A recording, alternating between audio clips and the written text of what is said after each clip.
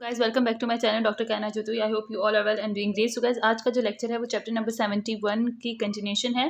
सो chapter number 71 के lecture जो part 1 है मींस के वो लेक्चर नंबर 1 है वो तो आपको एक वीडियो में जो फर्स्ट लेक्चर है वो अपलोडेड हो चुका है। तो ये अब सेकेंड लेक्चर है चैप्टर नंबर 71 का काइटिन एंड हॉर्न फिजियोलॉजी।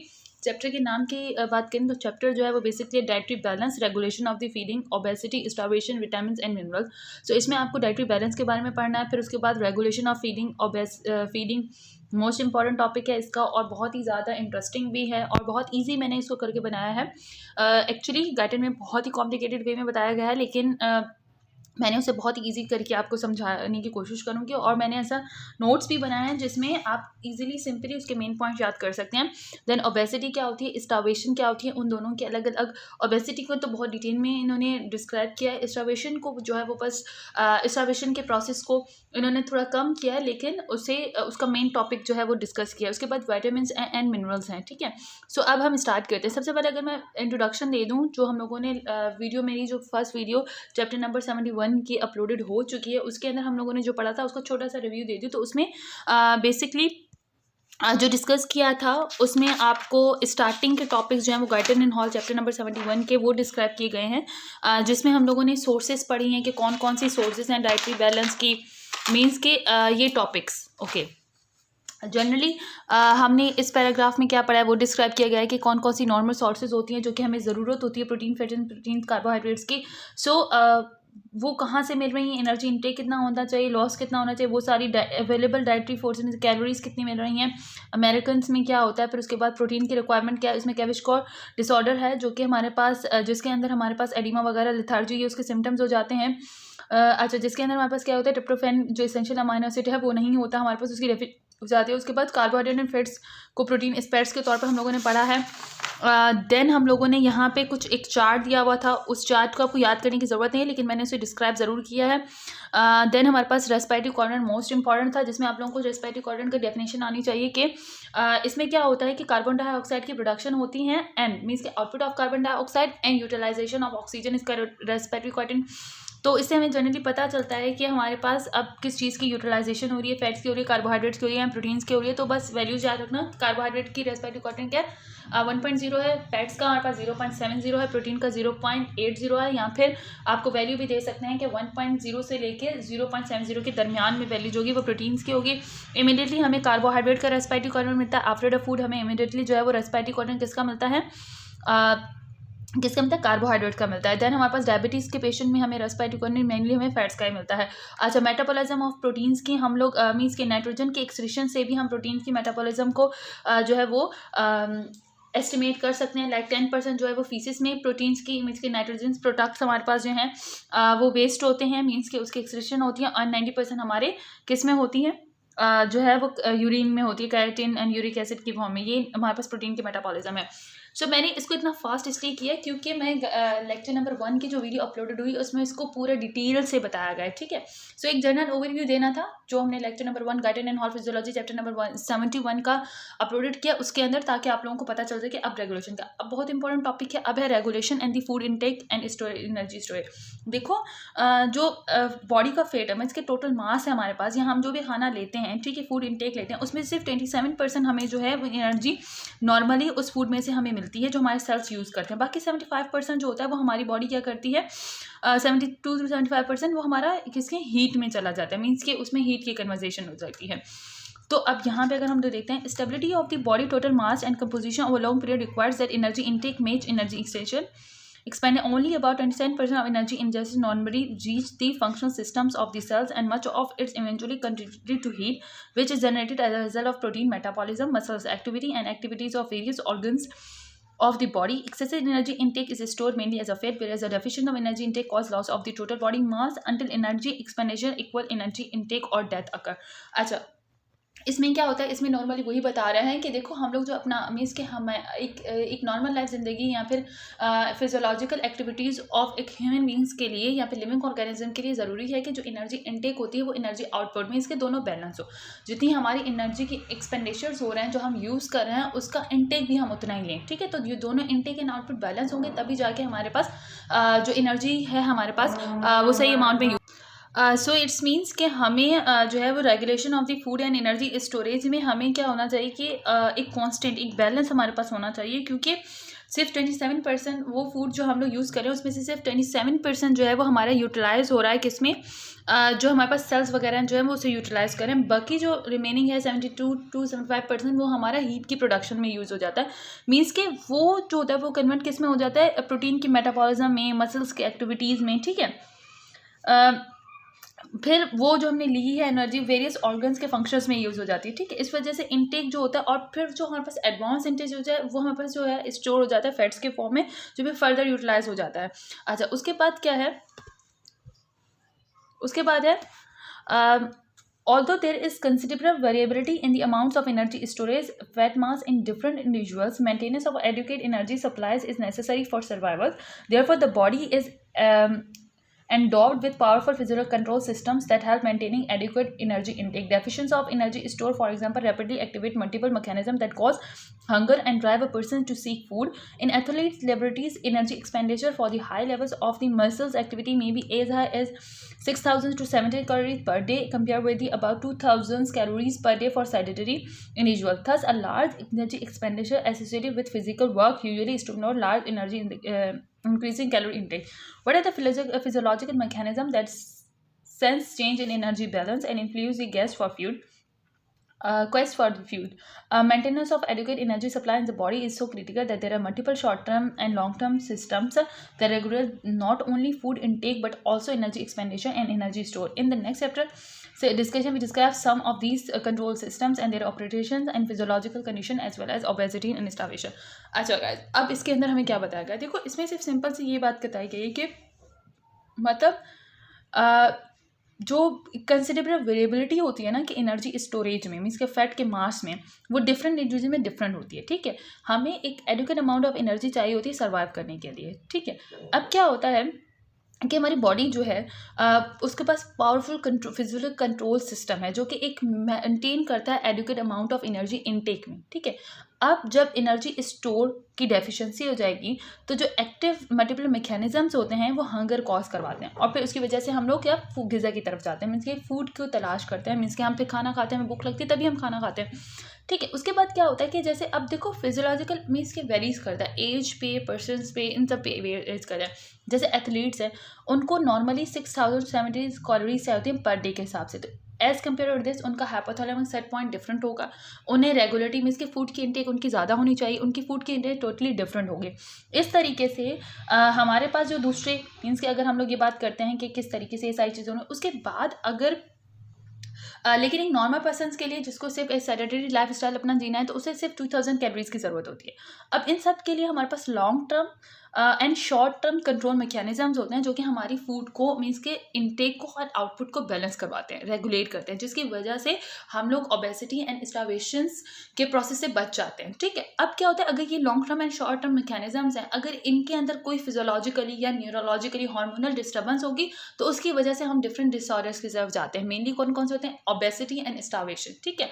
अब उसकी वजह से फिर दूसरे हमारे पास डिसएडवांटेजेस यहाँ पे डिसएडवांटेजेस होते हैं। तो इन सब चीज़ों को आज हम लोग डिस्कस करेंगे जो कि अब मेन टॉपिक है, ठीक है। तो ये पैराग्राफ सिर्फ इंट्रोडक्टरी थी, इनमें से कुछ याद करने की ज़रूरत नहीं है ना। अब मेन पैराग्राफ है जो मेन टॉपिक है, neural centres regulate food intake. देखो ब्रेन का न्यूरल सेंटर होता है जो कि रेगुलेट करता है हमारी फूड की इनटेक के एंड आउटपुट को, ठीक है। अब किस तरीके से the sensation of hunger is associated with the craving for food and several other physiological effects such as rhythm and contraction of the stomach, restlessness which cause the person to seek an adequate food supply. देखो sensation of hunger जो है वो किसकी, craving for food, वो बहुत सारे physiological effects होते हैं जैसे कंट्रैक्शन ऑफ स्टमक यानी रेस्टलेसनेस या फिर कंट्रैक्ट स्टमक, उसकी वजह से हंगर हमें लगता है, मीन्स कि हमें भूख लगती है, डिज़ायर टू ईट होता है, ठीक है। उसके लिए दूसरे भी फैक्टर्स हैं जो यहाँ पे आपको बताऊंगी मैं।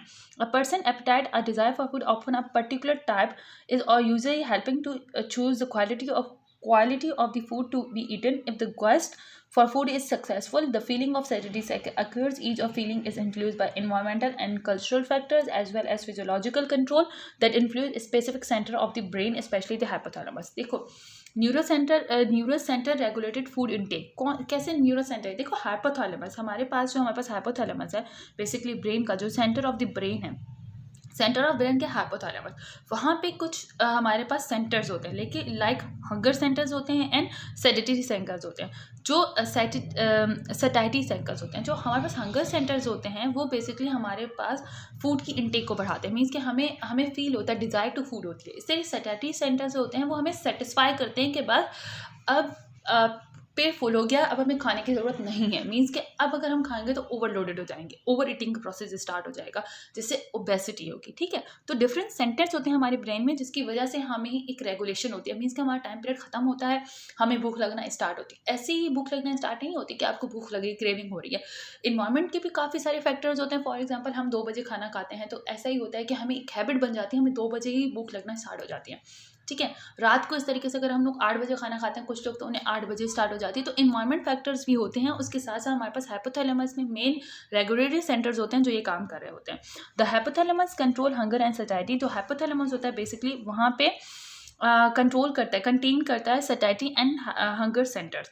Several neural centres of the hypothalamus in the control of food intake. The lateral nuclear hypothalamus serves as feeding centre. अच्छा, लेटरल न्यूक्लियर जो होगा वो हमारे पास फीडिंग सेंटर के तौर पर काम कर रहा है, जो कि stimulation of this cause an animal to eat voraciously, hyperphagia. Conversely, destruction of the later hypothalamus cause lack of the desire and progressive inanition, a conditions characterized by marked weight loss, muscle weakness, and decreased metabolism. The later hypothalamus feeding center operate by exciting the motor drives to search for food. अब देखो, याद रखना कि lateral nuclear of hypothalamus responsible होता है feeding centre के लिए, वो हमारा फीडिंग सेंटर होता है। ठीक है, वो जब स्टिमुलेट होगा तो हमें भूख लगेगी, लेकिन उसकी अगर लेशन हो जाएगी, मीन्स कि अगर वो उसमें कोई भी डिसऑर्डर हो जाएगा, फॉर एग्जांपल कुछ भी डिसऑर्डर हो जाता है जिसकी वजह से या तो हम फिर उसकी लेटर हाइपोथैलेमस में लेशन हुई तो हमें ना भूख लगना कम हो जाएगी, अगर क्योंकि हमारा फीडिंग सेंटर जो है वो डिस्ट्रॉय हो जाएगा, डिस्ट्रक्शन हो जाएगी उसकी वजह से, तो हमें खाना जो है वो हमारा फूड को इंटेक करने का जो प्रोसेस है वो रुक जाता है। अच्छा, the ventromedial nuclear hypothalamus serve as a satisfactory centre. This centre is believed to give a sense of nutritious sensation that inhibits the feeding centre. Electrical stimulation of this region can cause complete satiety, and even in the presence of high appetite food, the animal refuses to eat. Aphasia, conversely, destruction of ventromedial nucleus cause voracious and the continuous eating until the animals become extremely obsessed, sometimes waiting as much as 4 times normal. देखो, याद रखना है यहाँ भी क्या कह रहा है, वेंट्रोमीडियल सेंटर्स होते हैं, न्यूक्लियर होते हैं हाइपोथैलेमस के, जो कि सर्व करते हैं एक सैटिस्फैक्टरी सेंटर, मीन्स कि सैटिस्फैक्टरी सेंटर सेटिस्फिकेशन सेंटर होता है, जो हमें जिसकी वजह से वो हमारी फूड की डिज़ायर को कम कर देता है, फिर हमें भूख नहीं लगती, हमारा पेट फुल हो जाता है। मीन्स कि अगर हमारा पेट फुल हो गया तो इट्स मीन्स अब हमारे सैटिस्फैक्टरी सेंटर जो है वो स्टिमुलेटेड हो गए हैं, जो कि इनहिबिट कर देते हैं फीडिंग के सेंटर को, जिसकी वजह से हम खाना नहीं खा रहे। लेकिन अगर इसकी लेशन हो जाए, मीन्स कि वो सेंटर हमारा काम ही ना करे, फिर क्या होता है कि हम ज़्यादा खाने लगते हैं और जिसकी वजह से ओबेसिटी कॉज हो जाती है। तो इस पैराग्राफ में मेन आप लोग याद रखिएगा कि हाइपोथैलेमस में हंगर एंड सैटिस्फैक्टरी सेंटर्स होते हैं। जो हंगर्स के सेंटर्स होते हैं वो हमें क्या करवाते हैं, उनकी वजह से हमें भूख लगती है, वो कौन से होते हैं, lateral hypothalamus, lateral nuclear of the hypothalamus, और ventromedial nuclear of the hypothalamus जो होते हैं वो काम करते हैं as satisfactory centres. Okay, then अब हमारे पास है अब जो मेन है, मीन्स कि इन पैराग्राफ्स के अंदर हमें क्या चीज़ बताई गई है which we have to be memorise very well. इस पैराग्राफ में हमें क्या बता रहे हैं, देखो, the paraventricular dorsomedial and arcuate nuclear of the hypothalamus, means के पैरावेंट्रिकुलर हो गए या फिर dorsonuclear, paraventricular dorsonuclear like this. Okay, इस पैराग्राफ में देखें, the paraventricular dorsomedial and arcuate nuclei of the hypothalamus also play a major role in negative food intake. For example, lesion of the paraventricular nuclei often cause excessive eating, whereas the lesion of the dorsomedial nuclei usually depress eating behavior. Okay, depress eating behavior जो हमारे पास dorsomedial है, as discussed later, the arcuate nuclei are the site in the hypothalamus where multiple hormones are released from the GIT tract and adipose tissue converts to regulate food intake as well as energy expenditure. अच्छा, इसमें क्या कह रहा है, paraventricular nuclear का हमने पढ़ा था कि वो हमारे पास क्या करता है, सैटिस्फैक्टरी सेंटर के तौर पर जो कि इनहिबिट करता है फूड के इनटेक को। अब अगर पैरावेंट्रिकुलर न्यूक्लियर के अंदर डिस्ट्रक्शन हो जाएगी तो हम क्या करेंगे, डिज़ायर फॉर द फूड बढ़ जाती है और फिर वो पर्सन ओबेस हो जाता है, क्योंकि उसमें उसका जो इनहिबिशन होता है फीडिंग प्रोसेस का वो ख़त्म हो जाता है। ठीक है, और वो ज़्यादा खाना खाना शुरू हो जाता है। लेकिन अगर डॉर्सोमीडियल न्यूक्लियर में हमारे पास जो है लेशन हो जाएगी तो वो पर्सन जो है वो रिफ्यूज़ टू ईट करेगा, मीन्स कि वो खाना नहीं खाएगा, उसकी भूख मर जाएगी सिंपल वे में ये समझ लें, ठीक है। इसके अलावा आर्क्यूट न्यूक्लिया होता है हाइपोथैलेमस में, जहाँ पे बहुत सारे हार्मोन्स जो कि जीआईटी ट्रैक्ट से रिलीज होते हैं और एडिपोज टिश्यू जो कि रेगुलेट करते हैं फूड इनटेक को। ये सब कुछ कहाँ पे हो रहा था? आर्क्यूट न्यूक्लिया में, जो कि हाइपोथैलेमस में होता है, ठीक है। There is a much chemical cross talk among the neurons on the hypothalamus and together these centre coordinate the process that control eating behaviour and the perception of satiety. The hypothalamus nuclei also influence the secretion of the several hormones that are important in regular energy balance and metabolism. During energy balance and metabolism, those from the thyroid, adrenal gland as well as the pancreatic islet cells. देखो, जो एक chemical cross language होता है इन तमाम neurons of the hypothalamus में, जो कि हमारे पास फिर आपस में मिलके ईटिंग बिहेवियर को और सैटिस्फैक्टरी सेंटर के बिहेवियर्स को क्या करते हैं, एक दूसरे के साथ मिलके काम करते हैं। ये जो हाइपोथैलेमिक न्यूक्लियाज होते हैं ना, ठीक है, ये क्या करते हैं, काफ़ी सारे सिक्रीशन ऑफ द हार्मोन्स भी करवाते हैं, ठीक है, उनको भी लाइक जो कि हमारे पास बैलेंस और मेटाबॉलिज्म में हमारे पास जो हार्मोन्स यूज़ हो रहे हैं वो कहाँ से सिक्रीट हो रहे हैं, लाइक थायराइड हार्मोन्स हैं, एड्रिनल ग्लैंड के हार्मोन्स हैं, पेनक्रियाटिक आइलेट सेल्स हैं। तो इन सब की रेगुलेशन भी कहाँ पे हो रही है? हाइपोथैलेमस के, और ये होती है थ्रू द आर्क्यूट न्यूक्लियस, ठीक है। उसके बाद अगर हम लोग बात करें तो hypothalamus receives neural centre, hypothalamus receives neural signals from the GIT tract that provide sensory information from stomach filling, chemical signal from the nutrient blood amino acid fatty acid that signify satiety, signals from GIT hormones from released by the adipose tissues and signal from the cerebral cortex, height, smell, taste, influence feeding behavior. Some of these improve to hypothalamus. अच्छा देखो, hypothalamus बहुत सारे signals भी release करता है। For example GIT track की अगर stomach fill हो गया तो इट्स मीन्स कि हमारा फीडिंग की इनहिबिशन करनी पड़ेगी, तो ये भी से सिग्नल प्रोवाइड करता है। Glucose, amino acid, fatty acid blood में कम हो गए या ज़्यादा हो गए, ये भी ऐसे सिग्नल्स काम करते हैं हाइपोथैलेमस के लिए। या जीआईटी हार्मोन्स जो रिलीज हो रहे होते हैं, एडिपोज टिश्यूज भी मोस्ट इंपॉर्टेंट काम करते हैं, उसका भी एक फैक्टर से आगे जो बताया बहुत इंपॉर्टेंट प्रोसेस है वो भी। इसके अलावा बहुत सारे जैसे स्मेल हो गया, टेस्ट हो गया, ये सारी चीज़ें भी इसमें हेल्प करती हैं। The hypothalamic feeding and satisfactory centres have a high density of receptor for neurotransmitters and hormones that influence feeding behaviour. Hypothalamus feeding और सैटिस्फैक्टरी सेंटर्स के ऊपर बहुत सारे रिसेप्टर्स लगे हुए होते हैं जो न्यूरोट्रांसमीटर्स के लिए, जिनकी वजह से फीडिंग बिहेवियर इन्फ्लुएंस होता है या फिर वो इसमें बैलेंस हो जाता है, ठीक है। A few of many that been shown to alter appetite and feeding behaviour expend are listed. अच्छा, ये लिस्टेड किए गए ये वो हमारे पास न्यूरोट्रांसमीटर्स हैं जिनके रिसेप्टर्स जो है वो लगे हुए होते हैं feeding and satisfactory centres of the hypothalamus पे, ठीक है। अब ये पूरा चार्ट है, ये आगे चल के सब डिस्क्राइब होगा तो ईजिली याद हो जाएगा, लेकिन ये एक चार्ट एक बार बता दूँ कौन कौन से हैं। यहाँ पे फिर क्या है जो कि करेक्टराइज हैं orexigenic substance that stimulate feeding and anorexigenic substance that inhibit feeding, ठीक है। ये हमारे पास ऑरेक्सियनिक एंड एनऑरेक्सियनिक के न्यूरोट्रांसमीटर्स हैं जो रिलीज हो रहे हैं, जो कि हमारे पास क्या कर रहे हैं, फीडिंग को इंड्यूस करवा रहे हैं या फिर उसे इनहिबिट करा रहे हैं। फॉर एग्जांपल जिससे डिक्रीज फीडिंग होती है उसे हम लोग एनोरेक्सियनिक कहते हैं, एनोरेक्सियनिक्स कहते हैं, एनोरेक्सियनिक्स में हमारे पास क्या है, alpha melanocyte stimulating hormone alpha MSH, leptin है, सेरोटोनिन है, नॉन एपिनेफ्रिन है, कॉर्टिकोटॉपिक रिलीजिंग हार्मोन है, इंसुलिन है, कोलियोसिस्टोकाइनिन है, ग्लूकागोन लाइक पेप्टाइड है, कोकेन है, and amphetamine regulated transcripted CART है, एंड PYY। अगर सिंपल कहें तो alpha MSH, leptin, serotonin, norepinephrine, corticotropic releasing hormones है, इंसुलिन है, CKK है, GLP ग्लूकागोन लाइक पेप्टाइड, ठीक है। कार्ट है, कार्ड में क्या है, cocaine and amphetamine regulated transcripted and PYY। जो मोस्ट इंपॉर्टेंट है इसमें CKK एंड PYY आपको पता होना चाहिए। CKK, PYY इंसुलिन, ठीक है। उसके अलावा हमारे पास अल्फा MSH, ठीक है, PYY, CKK, अल्फा MSH और GLP, ये हमारे पास क्या है, डिक्रीज है, जो कि बार बार यूज़ होंगे जिसकी वजह से फीडिंग जो है वो डिक्रीज होगी। तो इनका जिक्र बार बार होगा तो याद कर लीजिएगा। इंक्रीज फीडिंग और एक्सिनेनिक इंक्रीज फीडिंग कौन कौन से करते हैं, इसमें मोस्ट इंपॉर्टेंट है NPY, AGRP जो बार बार यूज़ होगा, ठीक है। उसके अलावा ग्रेलिन तो मोस्ट इंपॉर्टेंट है ये। सो इसमें कौन है, इंक्रीज फीडिंग में हमारे पास न्यूरोपेप्टाइड NPY। देखो PYY जो होगा वो पेप्टाइड, YY वो किसका होगा, एनोरेक्सियनिक।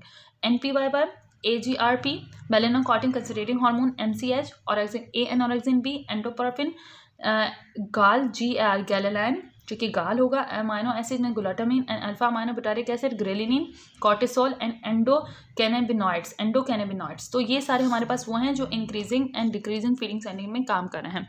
सो ये मोस्ट इंपॉर्टेंट है जो आप लोगों को याद होने चाहिए।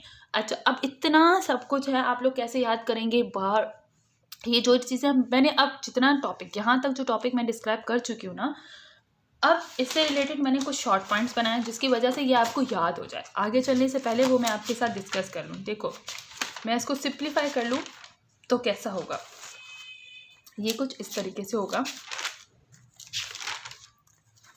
मैं इसको सिंप्लीफाई इसलिए कर रही हूँ कि इसकी वजह से आप लोगों को याद होगा, मीन्स कि आप नॉर्मली जो है वो आप याद कर सकेंगे कि किस तरीके से कौन सी इनहिबिशन हो रही है, जो कि देखो कौन सी इनहिबिशन हो रही है, कौन सी एक्सट्रेडिशंस हो रही है। देखो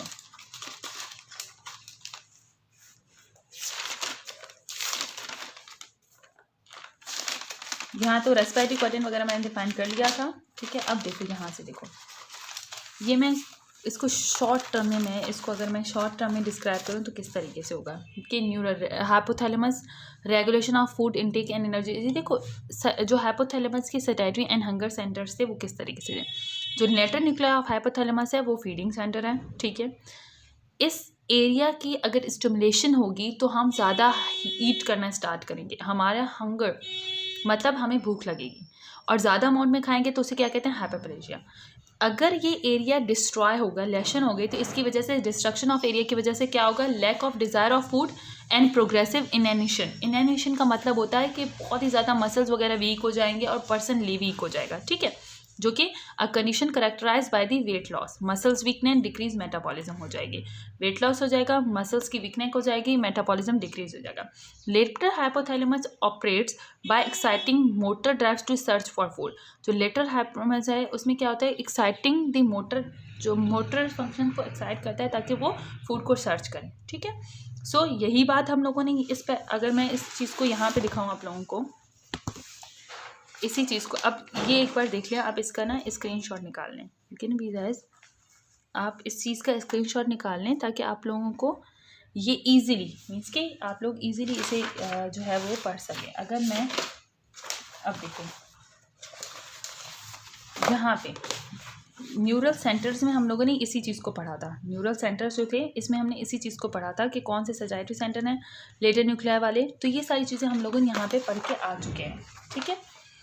सो उसके बाद अगर मैं बात करती हूँ, सो मीन्स के सिंपल क्या होगा कि लेटर न्यूक्लिया ऑफ हाइपोथैलेमस ने हाइपोफेजिया कॉज करता है, स्टिमुलेशन ऑफ फीडिंग सेंटर हो जाती है, और अगर इसकी डिस्ट्रक्शन हो गई तो हमारे पास वो फीडिंग सेंटर जो है वो डिस्ट्रॉय हो जाएगा और हमें भूख लगना कम हो जाएगी।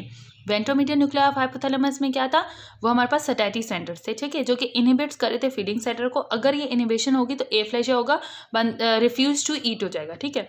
Destruction cause the uncontrol over eating in the इंटेलिस बिकॉज, और जो इसकी डिस्ट्रक्शन होगी वो अनकंट्रोल ओवर ईटिंग करवा देगी, ठीक है। तो और ये वेंट्रोमीडियन न्यूक्लिया हमारे पास सैटिस्फैक्टरी सेंटर के तौर पर काम करे। तो पैरावेंट्रल न्यूक्लिया हमारे पास किस तरीके से काम कर रहे थे।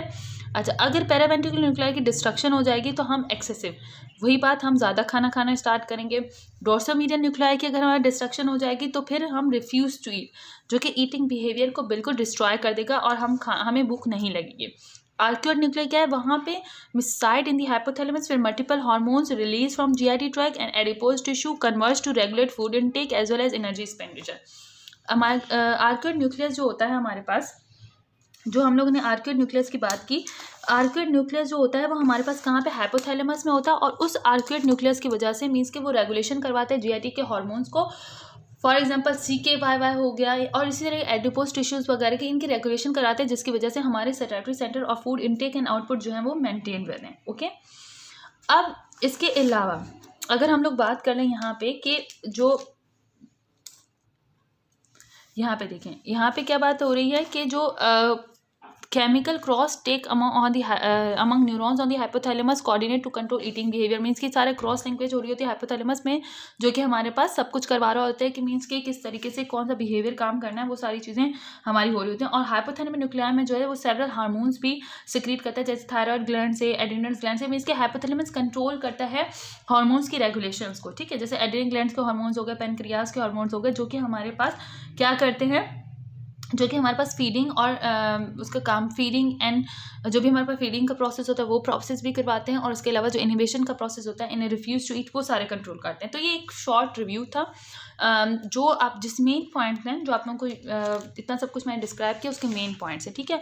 अगर आप इसके स्क्रीनशॉट भी लेना चाहें तो आप स्क्रीनशॉट ले सकते हैं। बाकी ये जो है अच्छा अच्छा उसके बाद हाइपोथैलेमस रिलीज कहता है neuro signal from stomach fill हो गया तो भी उसने स्मॉल इंटेस्टाइन से सीके पी बाई बाय और लेप्टिन, तो ये सारे हार्मोन्स होते हैं जो कि सिग्नल्स प्रोवाइड करते हैं हाइपोथैलेमस को ताकि वो कंट्रोल कर सके। अच्छा हाइपोथैलेमस फीडिंग और सेटेटरी सेंटर्स होते हैं, वहाँ पे बहुत सारे न्यूरो ट्रांसमीटर्स होते हैं जो कि इन्फ्लूज करते हैं फीडिंग के प्रोसेस को, उसमें ऑरेक्जेनिक जो कि इन्फ्लूज करने होते हैं और एनॉक्जेनिक जो कि इनहिबिट करते हैं फीडिंग को, ठीक है। तो ये वो पॉइंट्स हैं जिसकी आप लोग अगर स्क्रीनशॉट निकाल के अपने पास रख लेंगे तो ये वाला पूरा न्यूरल सेंटर वाला जो आपका पोर्शन है वो पूरा कंप्लीटली डिस्क्राइब हो जाएगा और डिस्कस हो जाएगा। तो ये मोस्ट इंपॉर्टेंट टॉपिक है, इस वजह से मैंने इसके पॉइंट्स लिखे हैं ये, ठीक है।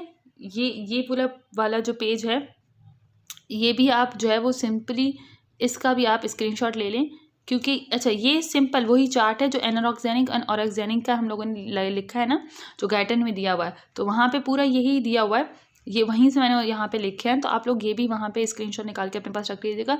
इसमें क्या होता है कि एनोरेक्जेनिक में जिसमें अल्फा MSH, लेप्टिन, नोरेपिनेफ्रिन, जो मेन इंपॉर्टेंट याद करें CKK, GLP and card and PYY, ये आपने याद करने लाजमी जो आपको ऑरेक्जेनिक में आपको हम आने चाहिए। ग्रेलिनिन के बारे में आपको पता है, GRP और NPY हमारे पास है, एन गैलेनाइन है।